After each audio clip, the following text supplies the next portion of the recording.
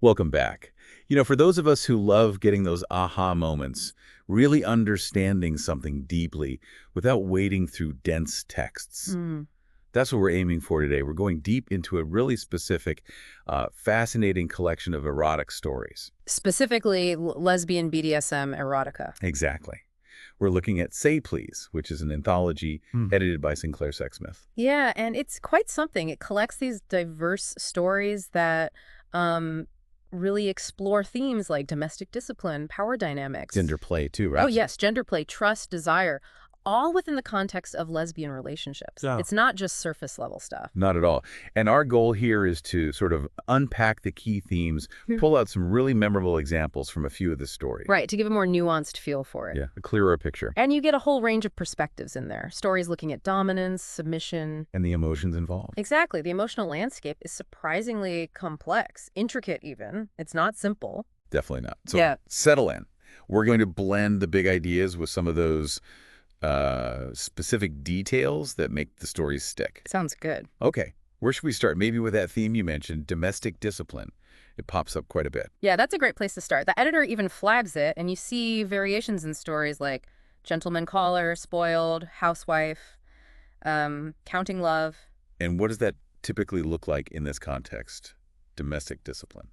Well, generally it's this agreed upon dynamic. Hmm. One partner takes on a kind of disciplinary role, Okay. which interestingly can be a source of excitement, maybe even reassurance within the relationship's framework. Gotcha. And Housewife by Gigi Frost, that's a strong example. Oh, definitely. You have the narrator, she's in the submissive role, and she's late getting dinner ready. Right. And her wife's response isn't just, where's dinner?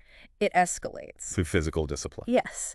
And what's really interesting is how the story shows the narrator's internal reaction. While she's being spanked over her wife's lap. Exactly. Society might say that should be purely negative, right? But inwardly, she's feeling, well, a layer of enjoyment mixed with the physical sensation. Which really shows the complexity. It does. That mix of desire and what's framed as punishment. And crucially, there's the safe word. Strawberry. Strawberry. Such an ordinary word, but it signifies that absolute boundary, a signal to stop. Underscoring the need for those clear boundaries and safety nets. Absolutely vital, especially when playing with power. It ensures trust, prevents actual harm. Makes total sense. Okay, then there's Counting Love by August Influx.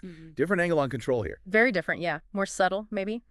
The narrator, who uses the name Daddy, maintains this connection, this sort of authority over their partner, baby, just through texting all day. Like a constant presence. Exactly. An ongoing, low-key form of dominance. But it doesn't stay just text-based. No, it culminates physically. Yeah. There's a scene where Daddy spanks baby for perceived bad behavior, asking that question, were you bad? And the interesting thing is the counting during the spanking. 1, 2. Up to 5, then later 10, I think. That's right. It's a way for Daddy to structure the interaction, maintain that framework of control, even during the physical act. So power showing up in really different ways. Constant connection, explicit discipline. All within that agreed structure. Okay, now another really compelling theme that emerges is gender play. How it's used to sort of dial up the intensity. Yeah. The editor points this out too, referencing Strong by Zan West. And for a really clear example. First Ride by Wendy Colley. That one's quite explicit. The narrator takes Sarah, who's kind of new to BDSM, out for a motorcycle ride, but it's charged right away. The language, the actions. So what is gender play in this context? Like adopting roles? Exactly. Intentionally playing with or exaggerating gender roles, often to explore power, maybe challenge norms, or just heighten the sexual charge. Right. And in First Ride, the narrator calls herself Daddy. Yep. And says things like, just hold on tight and Daddy will take good care of you. Even small things like grabbing Sarah's hair while biting her neck. Adds to that dynamic. It builds. And then it really intensifies when they get somewhere more private. The motorcycle ride itself feels symbolic, doesn't it? Sarah giving up control. I think so, yeah. You feel her fear mixed with excitement. And later, the scene with the flogger, the strap-on. Where the narrator is taking that traditionally masculine, penetrative role. Precisely. It cranks up the intensity. And Sarah, calling the narrator Daddy on the bike, really cements that gendered power dynamic they're playing with. It shows how gender play can be this really powerful tool. Exploring desire, exploring power. Definitely. Different facets of it. Okay, so power, intensity.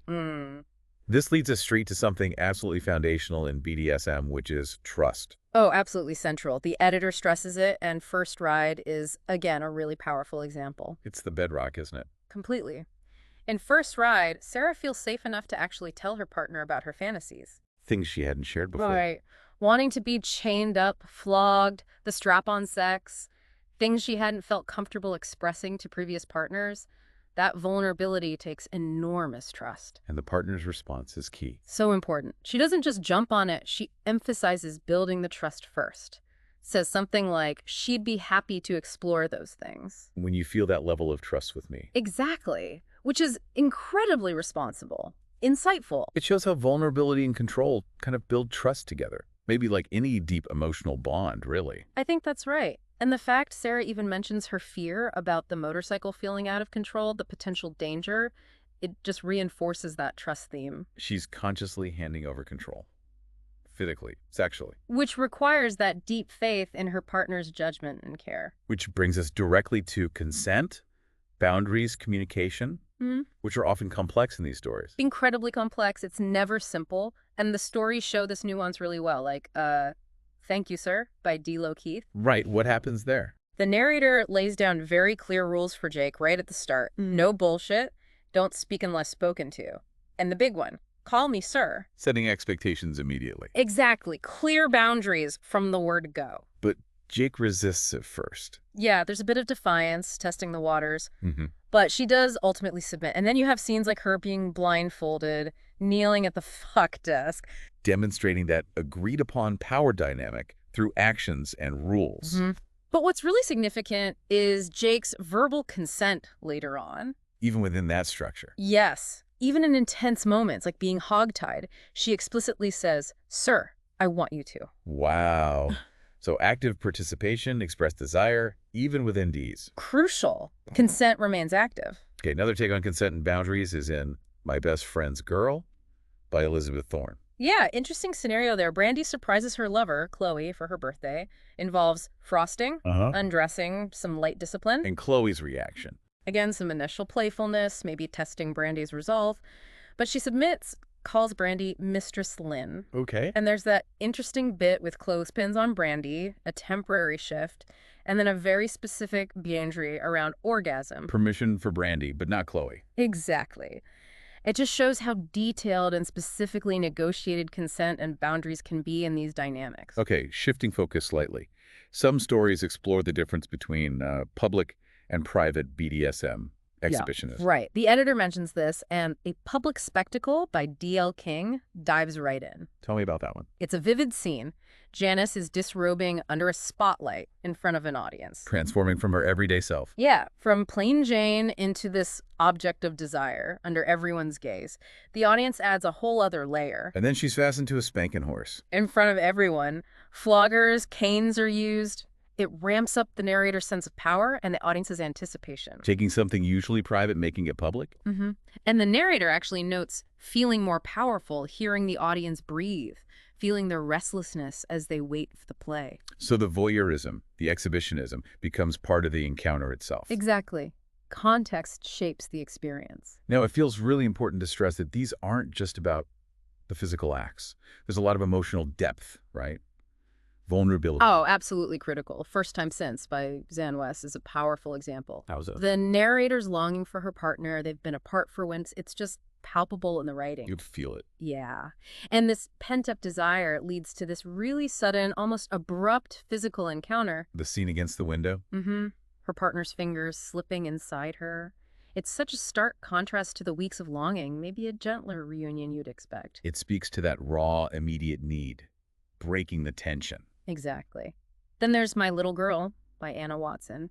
Explores possessiveness, control, but also that deep emotion. The narrator, Corinne, comes back after being away. Right. And she questions Emily about her behavior while she was gone.